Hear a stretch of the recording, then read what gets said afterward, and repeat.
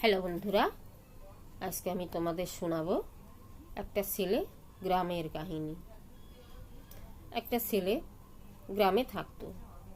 এবারে তোমার গ্রামে বসেই একটা মেয়েকে ভালোবাসতো, কিন্তু ছেলেটার কেউ নেই, গরিব।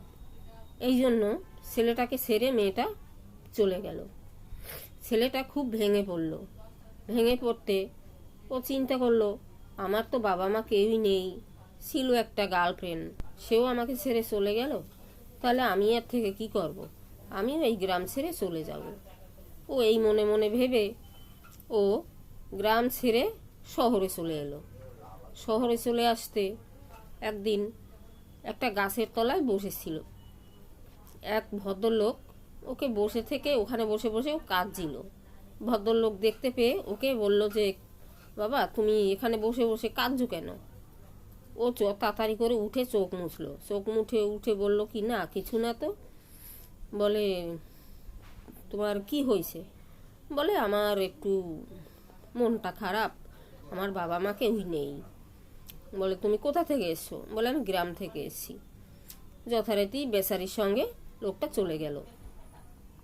এখন ভদ্রলোক ওকে নিয়ে গেল, নিয়ে গিয়ে বউকে ডাকলো। বউকে বলল, দেখো একটা ছেলে নিয়েছি তোমার জন্য।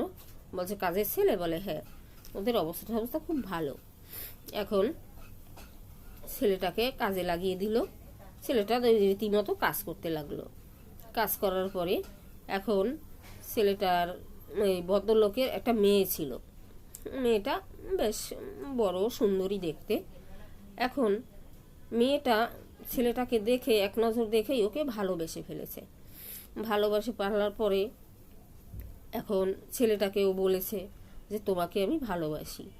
এই কথা নিয়ে ছেলে শুনে ওর মনে হয়ে গেল ভয়, যে আমার তো কেউই নেই, আমি গরিব, এবারই আমি কাজ করে খাই, এই যদি মালিক শোনে তাহলে আমার আর রক্ষা থাকবে না। তাও ছেলেটা মেয়েটাকে এমন করলো, মেয়েটার বাধ্য হলো মেয়েটাকে ভালোবাসতে। বেশ কিছু মাস ধরে মেয়েটাকে ভালোবাসছে।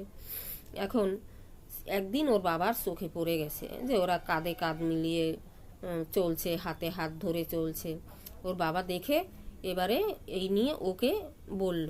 বলার পরে ও রাগ করে ওখান থেকে, দুঃখের সহিতই লজ্জা পেয়ে ওখান থেকে চলে যাচ্ছিল। তখন লোকটা ওকে ডেকে বলল মেয়ের মাকে, যে এরকম তোমার মেয়ে এই করেছে। ওর মেয়ের মা তো খুবই রাগ করলো। রাগ করার পরে ছেলেটাকে ওর সাথে বিয়ে দিয়ে দিল। বন্ধুরা, কেমন লাগছে অবশ্যই তোমরা আমার